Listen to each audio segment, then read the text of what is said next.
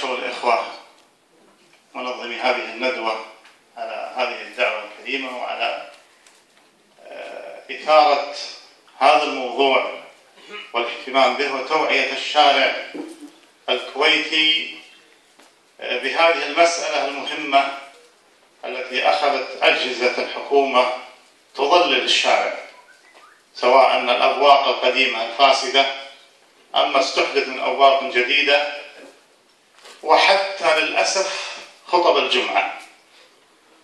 وأهل الكويت سوف يفاجؤون غدا بخطبة عصماء تدعوهم إلى المشاركة. قرأتها هذه الليلة، خطبة الأوقاف التي تدعو للأسف إلى المشاركة وتحث وتشدد، وكأن من لم يشارك خالف ولي الأمر وخرج على النظام وغيرها من الأمور التي قد تشوه كثيرا على السامعين من استشهادهم بآيات كثيرة وأحاديث وآثار أنزلوها في غير محلها للأسف.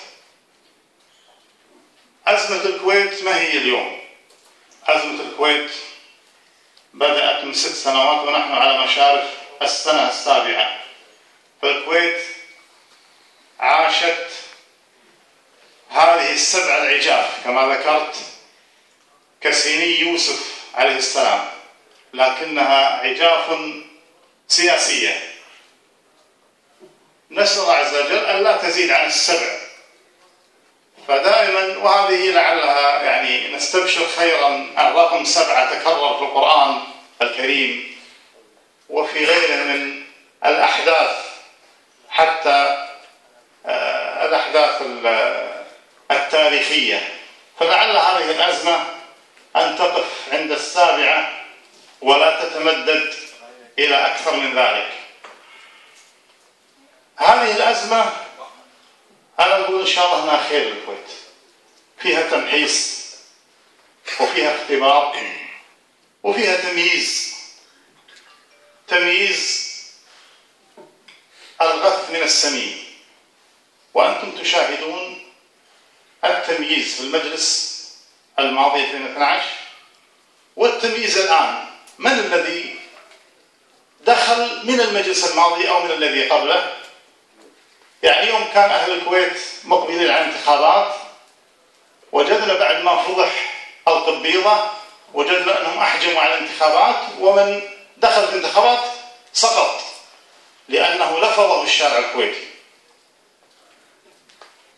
اليوم بعدما أحجم أهل الكويت عن الانتخابات واستنكروا ما حصل من مرسوم غير ضروري وانتقدوه ولهم رأي في ذلك، نجد أن من انتخبهم الشعب الكويتي وهم الأغلبية وغيرهم من حتى شرفاء أهل الكويت والأمناء على مصالح الأمة نجدهم يحجمون.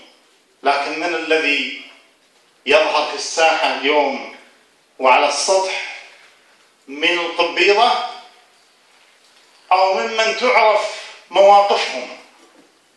يعني اليوم أنا أسأل الإخوة طلبة العلم والمشايخ ووزارة الأوقاف التي تحث الناس، لو كان هذا الدأب يعني في كل انتخابات لقلنا والله سنة جارية وهم على سنتهم يحثون الناس في كل سنة ويدعونهم ولا غبار في ذلك.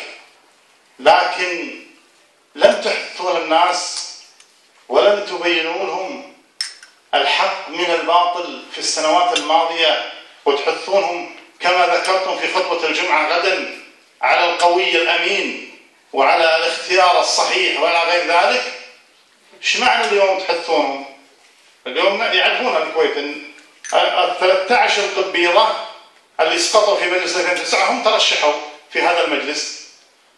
بقية المجلس 2012 عارض من 38 وامتنعوا عن الترشيح، وبقي تقريبا 12 ودخلوا. هؤلاء 12 معروف توجههم، منهم مجموعة كبيرة هم من رفض مادة 79 تعديل الشريعة، ومنهم القبيضة ومنهم من وقف ضد قانون عقوبة النبي صلى الله عليه وسلم، المسيء للنبي صلى الله عليه وسلم.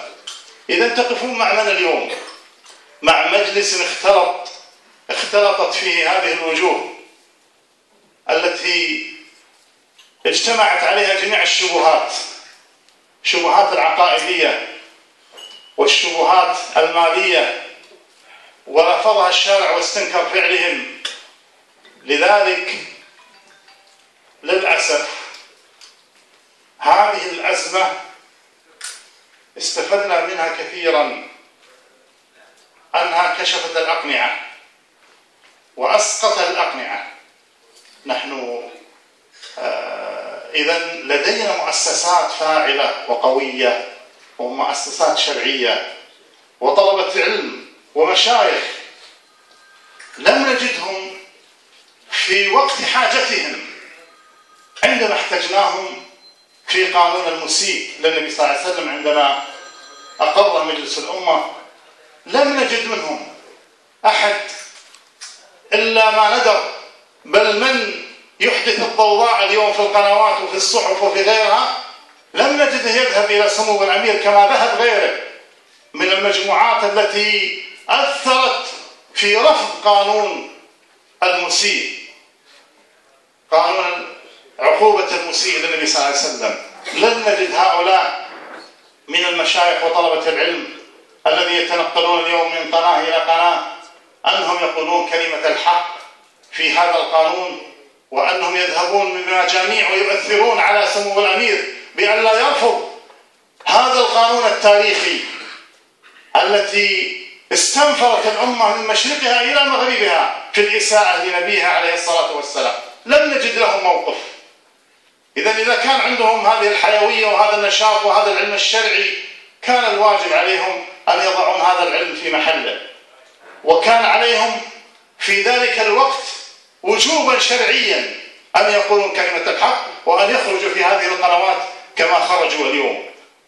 وكان عليهم أيضا عندما قدمت مادة 79 تعديلا لتكون الشريعة الإسلامية هي مستقبل الكويت، وهو أيضا تعديل تاريخي شرعي استبشرت به الأمة خيرا. أين طلبة العلم والمشايخ هؤلاء بالذات؟ لماذا لم ينبروا؟ لماذا لم يبينوا الحق؟ لماذا لم يذهبوا إلى سمو الأمير؟ هذا الواجب وهذا موقفهم، وهذا اللي تحتاجهم الأمة فيه. أما أن يظهروا في وقت حتى لو قلنا اختلف فيها الكويت، هذا الموقف يجب على طلبة العلم والمشايخ أن لا يتعجلوا فيه، لا يتعجلوا فيه.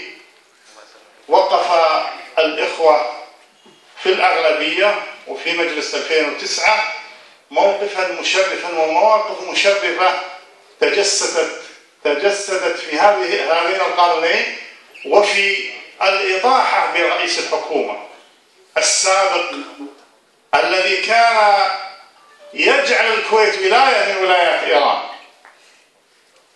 ومع ذلك لم نجد لهؤلاء الإخوة الأفاضل المشايخ موقفا في مثل هذه المواقف العقائدية والسياسية المؤثرة في حياة الناس.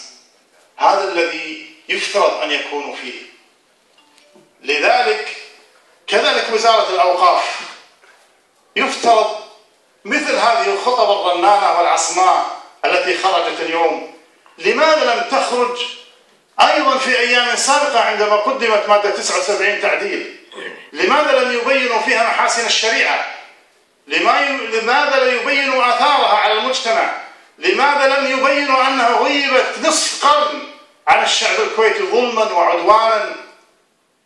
إذن نحن نضع الأشياء في غير محلها ونقع في أخطاء.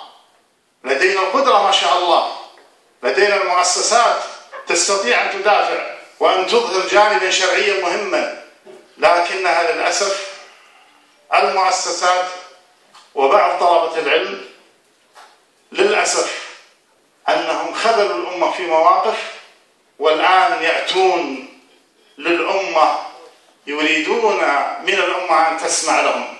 لن تسمع الأمة لمثل هذه الأصوات إذا كانت في المواقف التي كان من الواجب عليها أن يظهروا لم يظهروا وتغيبوا. والآن عندما صار عند الأمة شبه الإجماع على موقف معين يرون أن في هذا المرسوم ضررا على الأمة، وكما ذكر الإخوان من تأصيل شراء الأصوات ومن الحد من رأي الأغلبية وحصرها، يعني لا يمكن في أي مجتمع أن تعطي الأقلية كالأغلبية، أن تساوي